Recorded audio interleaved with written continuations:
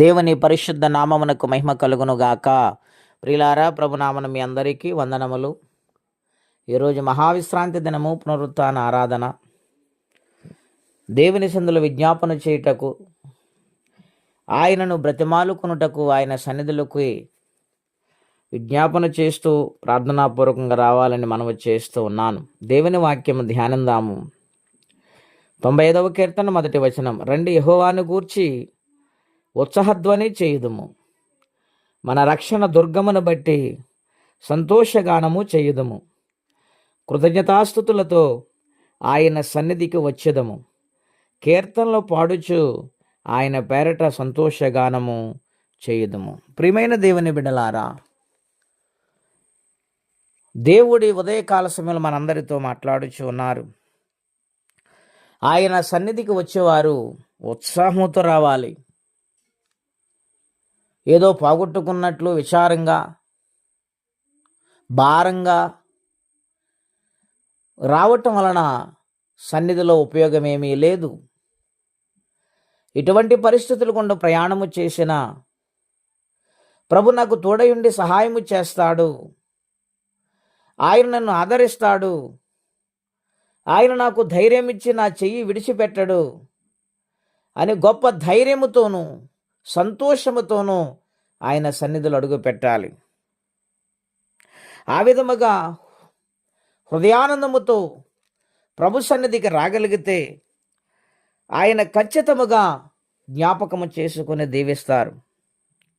రెండవది, కృతజ్ఞతాస్తుతులు చెల్లించాలి ఆయనకి.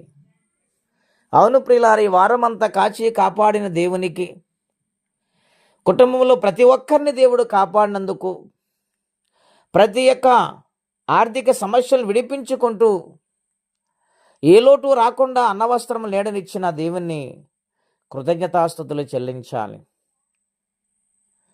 ఎంతోమంది లోకములో మాయమైపోతూ ఉన్నారు గనుక వారము కూడా బ్రతికించిన దేవునికి, ఆయుష్ ఇచ్చిన దేవునికి, ఆరోగ్యం ఇచ్చిన దేవునికి కృతజ్ఞతాస్తుతులు చెల్లించాలి. కృతజ్ఞత అంటే అర్థం ఏమిటి? ప్రియమైన దేవుని బిడ్డలారా, చేసిన మేలు మర్చిపోకుండా ఉండటమే కృతజ్ఞత. వారమంతా కాచి కాపాడిన కుటుంబ సమేతముగా దేవుని స్తుతించగలుగుతున్నామా? ఎన్ని మారులు దేవుని సన్నిధిలో దూరం అయిపోయాము. కృతజ్ఞత కలిగిన వారిగా ఉందామా, కృతజ్ఞత లేని వారిగా ఉంటున్నామా? ఆలోచన చేయాలి. దేవుడు ఎన్నెన్నో కార్యాలు మన జీవితంలో జరిగిస్తూ ఉన్నారు. మరి కృతజ్ఞత చెల్లించవలను కదా.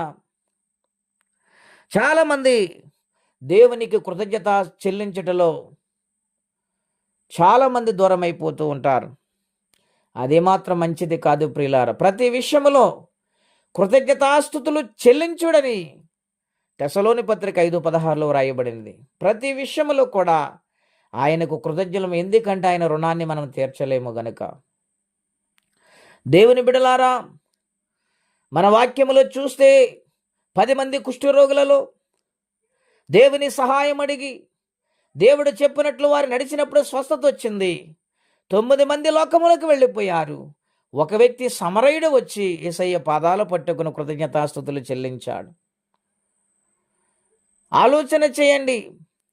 దేవుడు చేసిన మేలులు ఎన్నడూ మర్చిపోకూడదు. ఈ ఆయుష్నిచ్చింది ఆయన, జీవింపచేస్తుంది ఆయన. మన వల్ల ఒక ఎంట్రుక తెలుపైన నలుపైన చేయలేం. అటువంటి మన జీవితాల్లో కృతజ్ఞత అనేది చాలా చాలా ప్రాముఖ్యమైనది. కృతజ్ఞత చెల్లించే వారిగా ఉందముగాక. అలాగనే కీర్తనలు పాడుచు ఆయన పేరట సంతోషగానము చేయుదుము. ఎందుకు ఆయన సన్నిధానములో కీర్తనలు పాడాలి? ఆయనని కీర్తించుడి, ఆయనని ఘనపరచుడి అని ఇశ్రాయేలు ప్రజలు పాడిన పాటలు మనం జ్ఞాపకం చేసుకోవాలి. సముద్రాలు మధ్యన ఆయన నడిపించాడు. అరణ్య మార్గములో బండ నుండి నీళ్ళిచ్చాడు. వారికి ఎదురైన శత్రువులను తొలగించి నడిపించారు.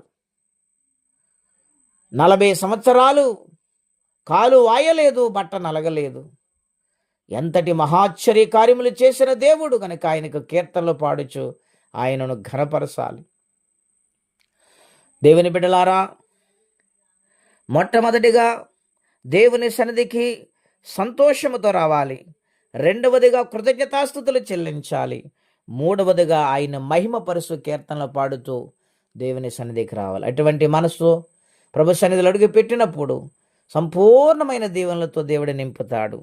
అటువంటి దీవెన ప్రతి ఒక్కరు పొందుకోవాలని కోరుకుంటే మాటలు ముగిస్తూ ఉన్నాను. ప్రార్థనండి.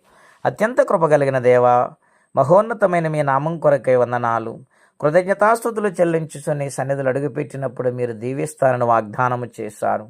ఆ దీవెన మేము పొందుకొని నీ సన్నిధిలో సాగిపోయే భాగ్యము అందరికీ దయచేయండి. మీ రాజ్యానికి వారసులుగా మార్చండి. ఎవరే కష్టముల బాధలు ఇబ్బందులు ఉన్నారో వారికి నీ సహాయం పంపించమని యేసుక్రీస్తు వారి పుణ్యనామలో ప్రార్థించి వేడుచున్నాము తండ్రి. ఆమెన్. దేవుడు దీవించును గాక.